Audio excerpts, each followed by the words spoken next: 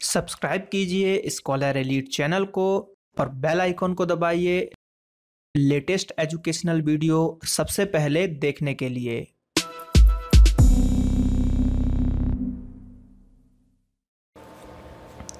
तो आज के इस लेक्चर में हम पढ़ेंगे ब्लड। ठीक है, खून के बारे में हम यहाँ पर जानेंगे कि हमारा रक्त, हमारा ब्लड, उससे क्या क्वेश्चन बन सकते हैं, कैसे कैसे क्वेश्चन पूछे जाते हैं, क्या क्या बनेंगे वो मैं आपको बताऊंगा। और किस तरीके से जो एनसीईआरटी में दिया गया है, खैर इसमें मैंने बहुत ज़्यादा डिटेल में ऐड कर दिया है। बहुत सारी चीज़ें थी जो एनसीईआरटी में वन लाइन फैक्ट के रूप में मुझे मिली, तो मैंने उसको यहाँ पर डिटेल में कन्वर्ट करके ऐड करने की कोशिश की है। लेक्चर थोड़ा सा बड़ा हो सकता है, लेकिन ब्लड से रिलेटेड आपके पूरे डाउट्स यहाँ पर आपको क्लियर हो जाने चाहिए। तो चलिए शुरू करते हैं।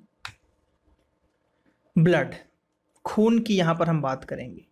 तो सबसे पहले अगर हम ब्लड की बात करें कि ब्लड आखिर होता क्या है, कैसा होता है, तो यहाँ पर आप देख सकते हैं एक बूंद के रूप में इसको मैंने दर्शाया। ब्लड को लाल रंग का होता है और इसके अंतर्गत क्या क्या होता है, प्लाज्मा होता है, आरबीसीज होती हैं, डब्ल्यूबीसीज होती हैं और प्लेटलेट्स होते हैं। इन्हीं को हमें पढ़ना है।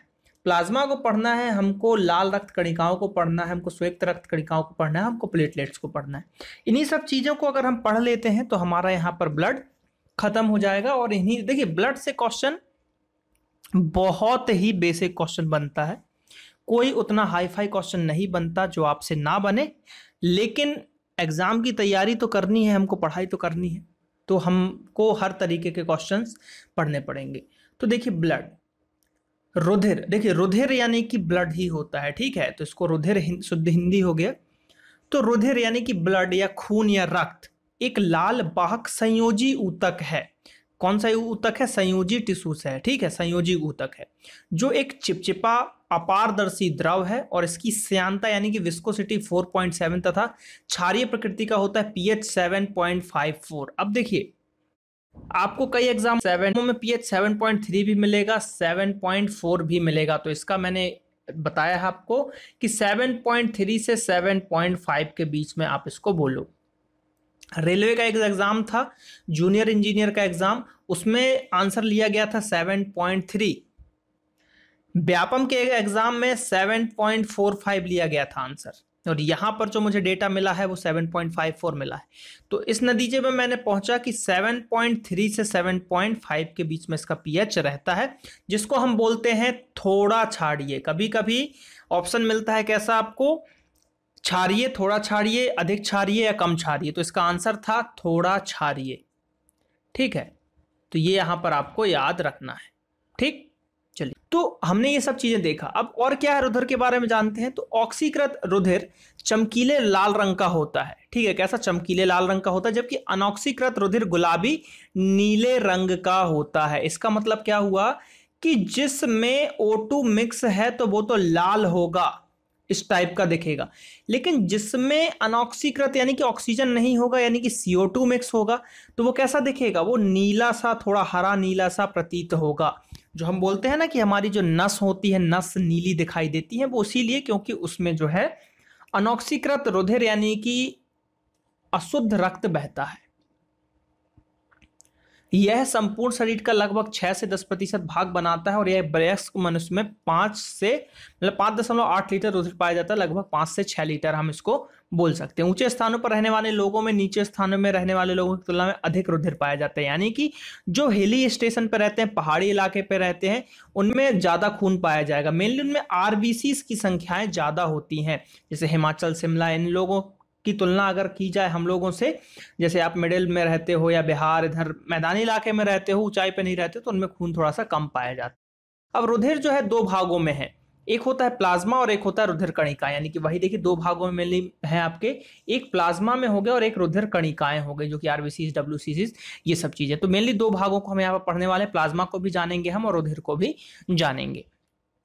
तो चलिए देखते हैं, यहां पर देखते हैं प्लाज्मा और प्लाज्मा के कार्य और प्लाज्मा के क्या संगठन है।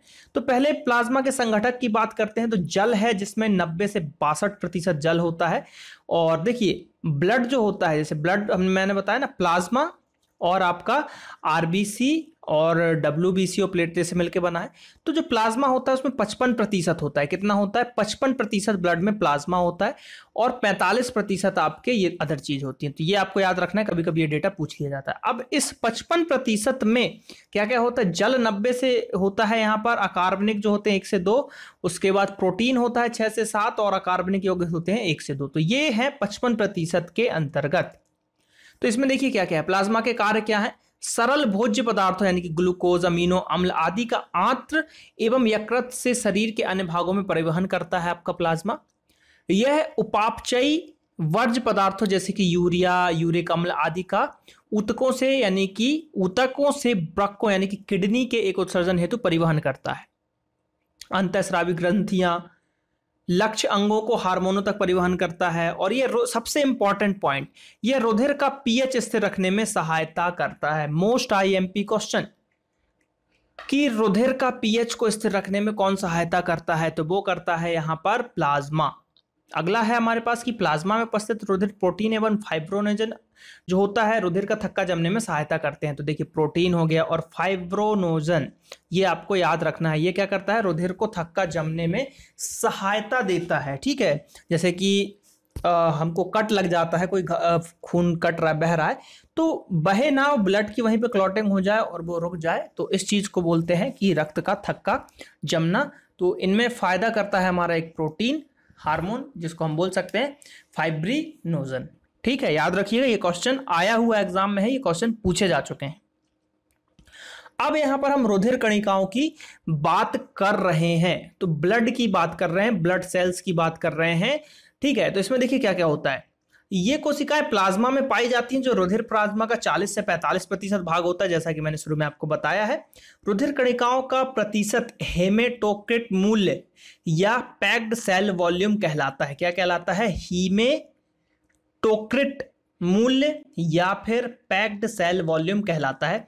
और इसमें 3 चीजें पाई जाती हैं, देखिए आरबीसीज, डब्ल्यूबीसी और रुधिर प्लेटलेट्स। वही मैंने बताया ना, RBC red blood cell, WBC white blood cell और प्लेटलेट्स, 3 से मिलके मेनली हमारा जो है ब्लड बनता है। तो आज फिर हम उसको जानते हैं यहाँ पर कि रेड ब्लड सेल्स क्या होती हैं। ठीक है, तो ये रक्त में होती है 90%। इसका लाइफ होता है 120 दिन का और 120 दिन का। और निर्माण की बात करें तो बोन मैरो में इसका निर्माण होता है, यानी कि अस्थि मज्जा में इसका निर्माण होता है। तो ये यहां पर देखिए जो आरबीसीज हैं उससे जो क्वेश्चन बनते हैं, क्वेश्चन यही बनते हैं कि ये बनता कहां पे है। तो सबसे इंपॉर्टेंट बनता है यहां पर ये बोन मैरो में। कहां पे बनता है? बोन मैरो में। और लाइफ कितनी है इसकी? इसकी लाइफ है 120 दिन। ठीक, 120 दिन तक ये जीवित रहता है। इसकी मृत्यु कहाँ पे होती है? तो मृत्यु होती है स्प्लीन में या पीला में होती है, और जिसको हम आरबीसीज का कब्रिस्तान भी कहते हैं। तो ये क्वेश्चन इंपॉर्टेंट है, सीधे सीधे आता है एग्जामों में कि आरबीसीज का कब्रिस्तान किसे कहा जाता है? तो स्प्लीन को कहा जाता है। और लाइफ 120 दिन। आगे हम और इसको डिटेल में देखेंगे, यहां पर हमने पॉइंट वाइज बिंदुवार देखा। अब श्वेत कणिकाओं की बात कर लेते हैं, डब्ल्यूबीसी की बात कर लेते हैं। ये आकार में गोल अथवा अमीबाकार होते हैं, केंद्रयुक्त तथा वर्णविहीन कणिकाएं होती हैं। डब्ल्यूबीसी का आकार आरबीसी से बड़ा होता है, जबकि संख्या में आरबीसी से कम होता है। ल्यूकीमिया, रुधिर कैंसर में डब्ल्यूबीसी की संख्या बढ़ जाती है। अब इसका सार समझिए। सबसे पहले तो क्वेश्चन आता है कि आरबीसी ज्यादा होती है कि डब्ल्यूबीसी। तो यहां पर है आरबीसी जो है आपके डब्ल्यूबीसी से बड़ा होता है, आकार में नहीं संख्याओं में बड़ा होता है।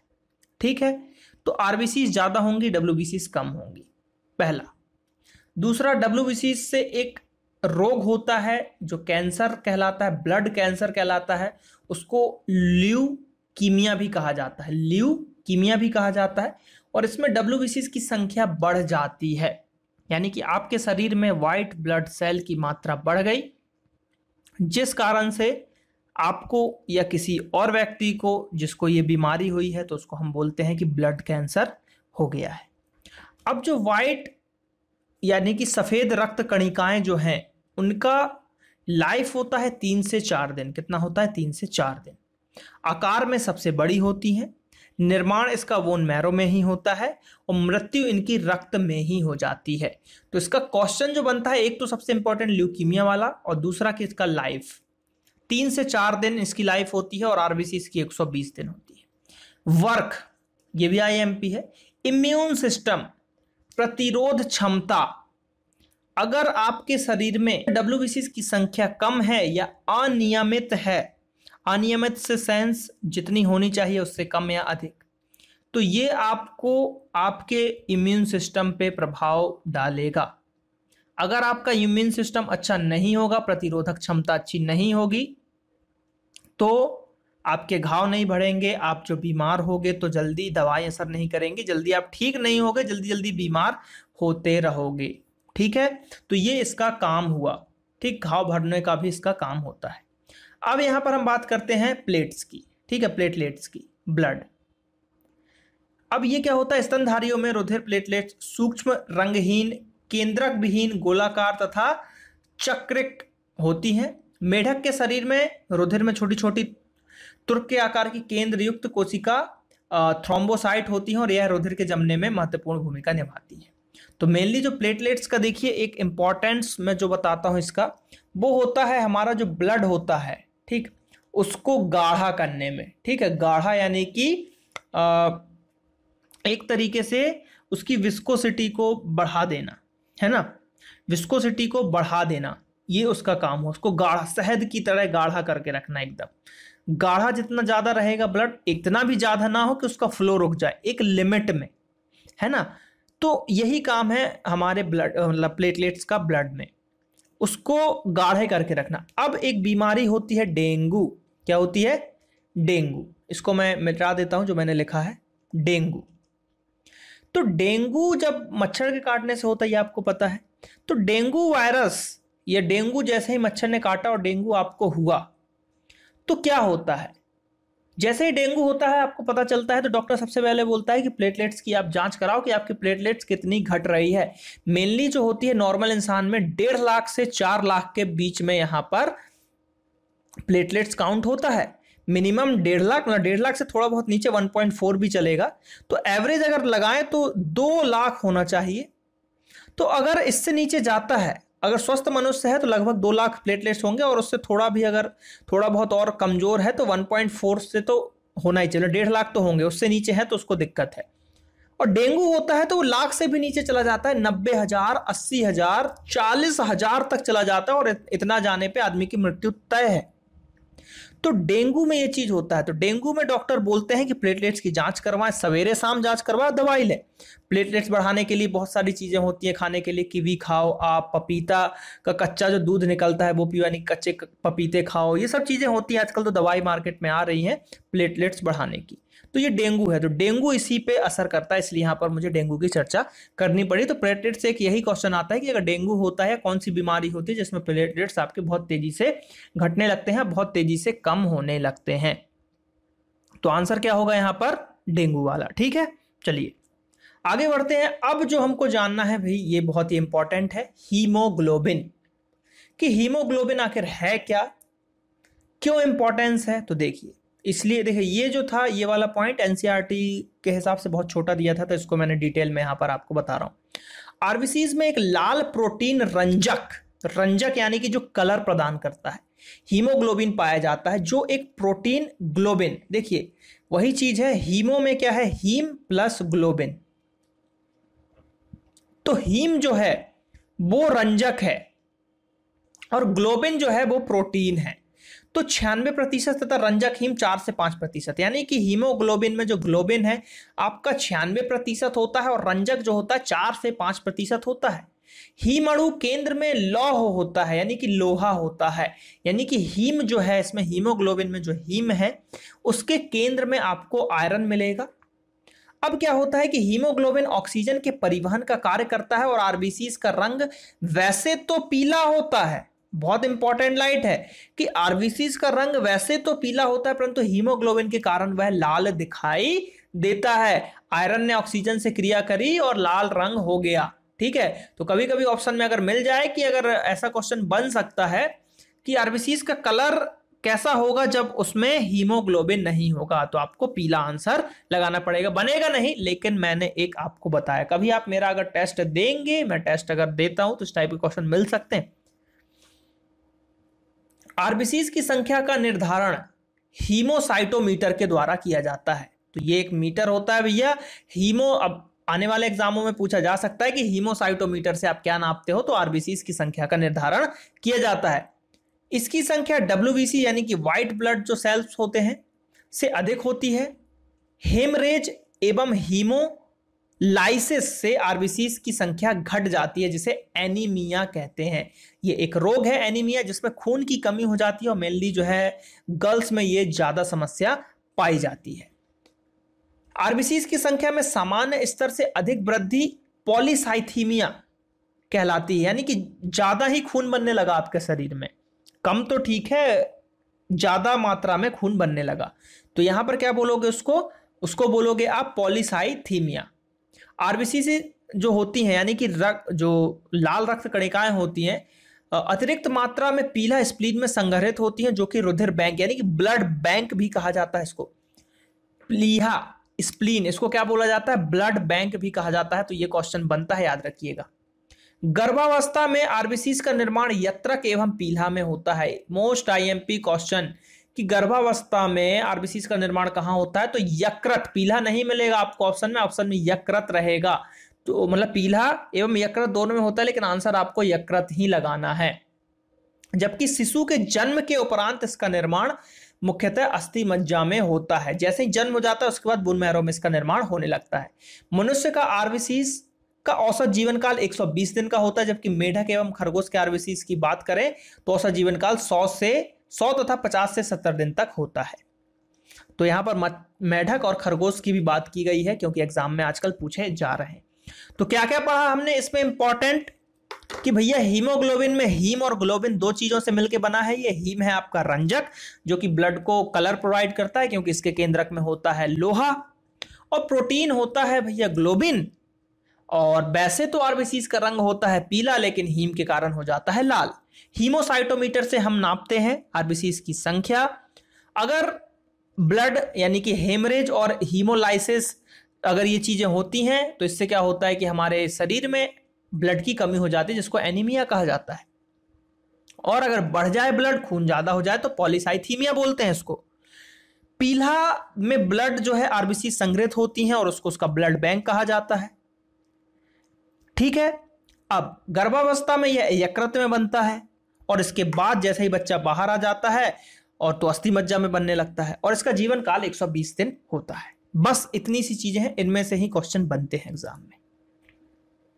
अब रुधिर का स्कंदन थोड़ा सा हम पढ़ लेते हैं, क्या क्या होता है।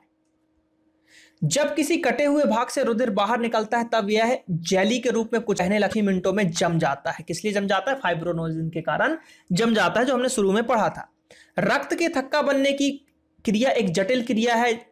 जब किसी स्थान से रुधिर बहने लगता है और यह वायु के संपर्क में आता है, तो रुधिर में उपस्थित थ्रोम्बोसाइट्स टूट जाती हैं तथा इससे एक विशिष्ट रासायनिक पदार्थ मुक्त होकर रुधिर के प्रोटीन से क्रिया करता है तथा प्रोथ्रोम्बोप्लास्टिन नामक पदार्थ में बदल जाता है। और प्रोथ्रोम्बोप्लास्टिन रुधिर के कैल्शियम आयन से क्रिया करके थ्रोम्बोप्लास्टिन बनाती है, और थ्रोम्बोप्लास्टिन कैल्शियम आयन यानी कि Ca2+ तथा ट्रिप्सेज नामक एंजाइम के साथ क्रिया करके निष्क्रिय प्रोथ्रोम्बिन को सक्रिय थ्रोम्बिन नामक पदार्थ में परिवर्तित कर देता है।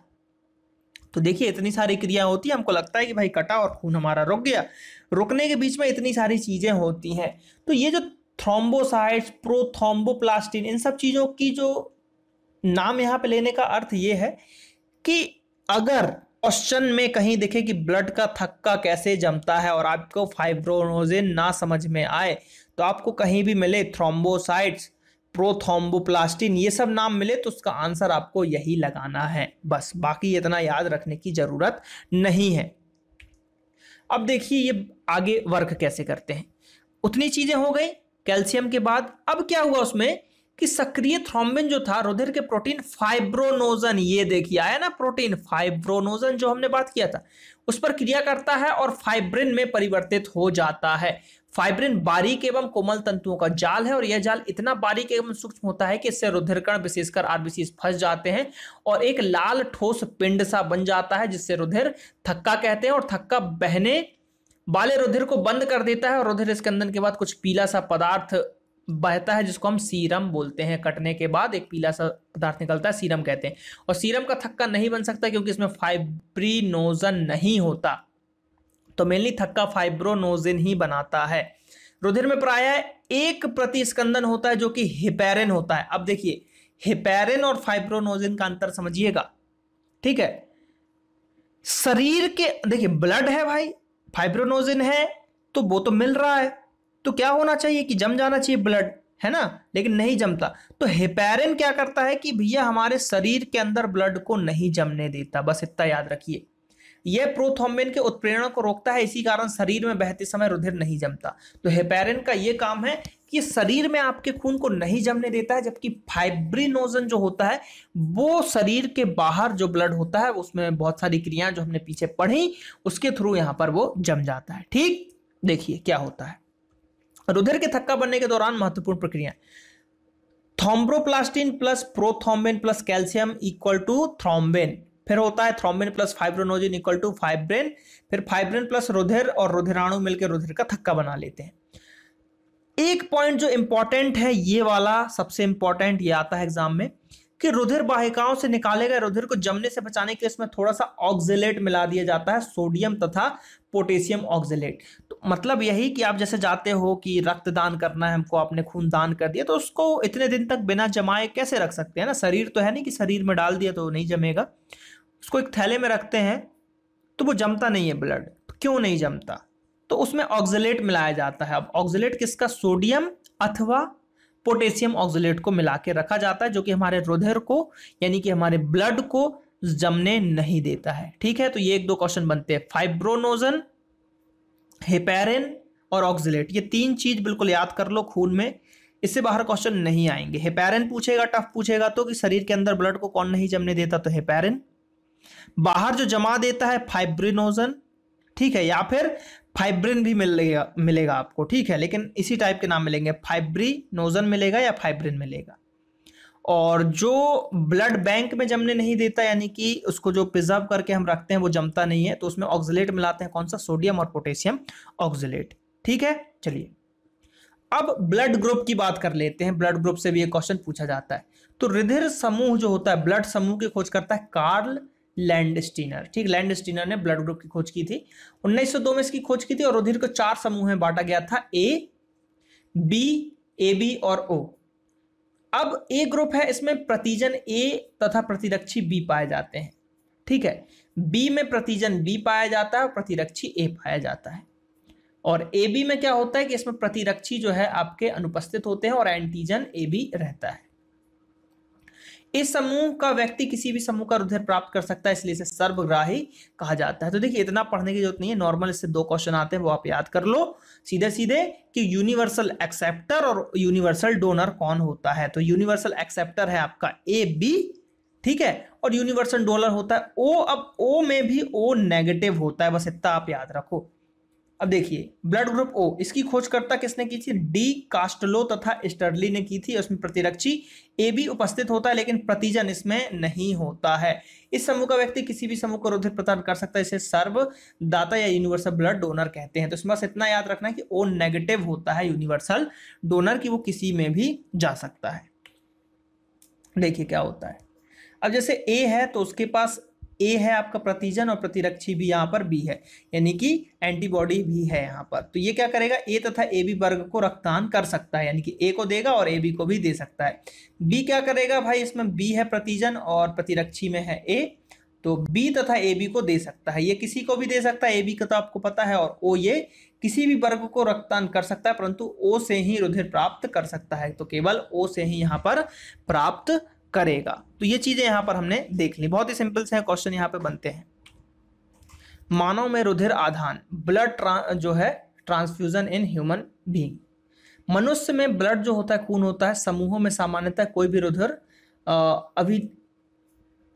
अभिश्लेषण नहीं होता। इसका कारण यह है कि किसी भी रुधिर समूह में अनुरूप प्रतिरक्षी एवं प्रतिजन उपस्थित नहीं होते, अर्थात प्रतिजन ए के साथ प्रतिरक्षा ए और एंटीजन बी के साथ प्रतिरक्षा बी उपस्थित नहीं होते हैं। यदि किसी रुधिर समूह के रुधिर को किसी ऐसे रुधिर वर्ग के रुधिर में मिश्रित कर दिया जिसमें अनुरूप प्रतिजीन और प्रतिरक्षी होगा, तब रुधिर की लाल कोशिकाओं का अभिलेषण हो जाएगा। इसका मतलब ये है, देखिए इतनी सारी जो टफ लैंग्वेज पढ़ने के बाद जो सिंपल लैंग्वेज में आपको बताता हूं क्या होता है कि एक सा आपका, जैसे ये जो लाइन लिखी हुई है ना कि यदि किसी रुधिर समूह के रुधिर को किसी ऐसे रुधिर वर्ग के रुधिर में मिश्रित कर दिया जाए जिसमें अनुरूप प्रतिजन और प्रतिरक्षी उपस्थित हो, यानी कि जिसका प्रतिरक्षी ए है और जैसे ब्लड ग्रुप ए, देखिए यहां पर मैं समझाता हूं, जैसे ब्लड ग्रुप ए है ना, ठीक। अब इसमें क्या है कि ब्लड ग्रुप ए है तो इसका प्रतिजन ए है और प्रतिरक्षी ब्लड ग्रुप बी का ए है, तो अगर ए में बी को डाल दिया जाए तो ये एक दूसरे को काटते जाएंगे, एक दूसरे को ए काटता जाएगा, है ना, बी एक दूसरे को काटता जाएगा, यानी कि ब्लड सेल टूटने लगेंगे, मरने लगेंगे और आदमी की मृत्यु हो जाएगी। तो इसलिए ऐसा नहीं होता है, तो इसलिए ये चीजें यहाँ पर नहीं होनी चाहिए, बस इतनी सी बात है।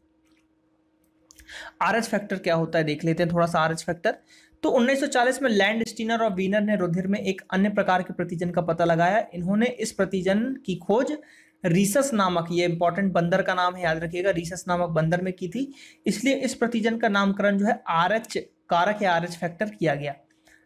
फिर जिन व्यक्तियों के रुधिर में यह तत्व पाया जाता है उनका रुधिर आरएच सहित कहलाता है, तथा जिनमें रुधिर नहीं पाया जाता तो उनको आरएच रहित किया जाता है, यानी कि वही हम बोलते हैं ना, ओ पॉजिटिव ओ नेगेटिव बोलते हैं, ए पॉजिटिव बोलते हैं और ए नेगेटिव बोलते हैं, तो यही चीज है वो। फिर यहाँ पर जो दिया गया है हमारे पास, मेनली इसमें यही चीज बोला गया है। रुधिर आदान के समय आरएच कारक की भी जांच की जाती है।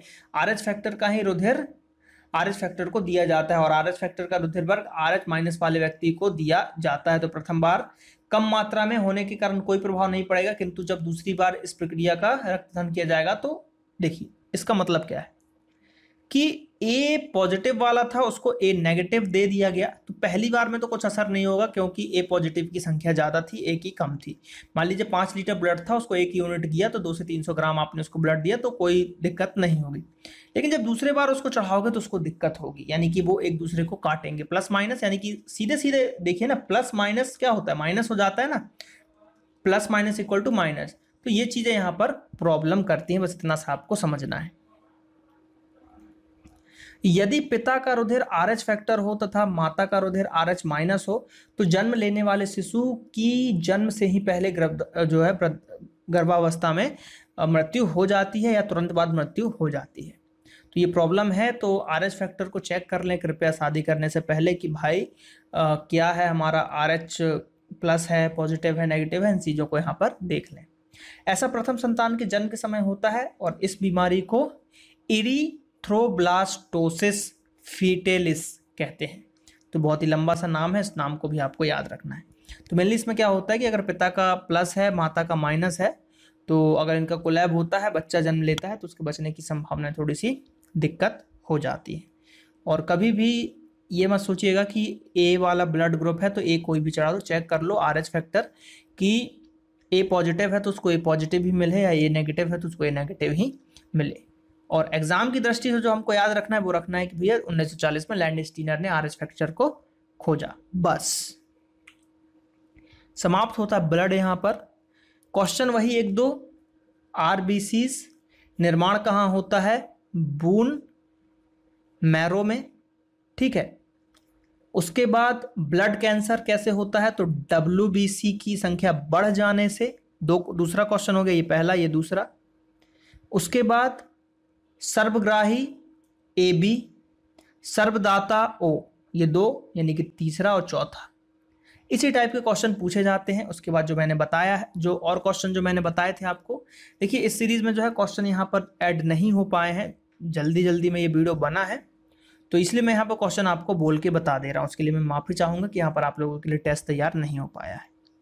तो 4-5 क्वेश्चन है। हेपेरिन जो मैं बता चुका हूँ कि ब्लड को शरीर में नहीं जमने देता, जो फाइब्रिनोजेन या फाइब्रिन जो बाहर जमा देता है, और ऑक्सलेट जो ब्लड में मिलाकर ब्लड को जमने नहीं देता, हम जो प्रिजर्व करके रखते हैं।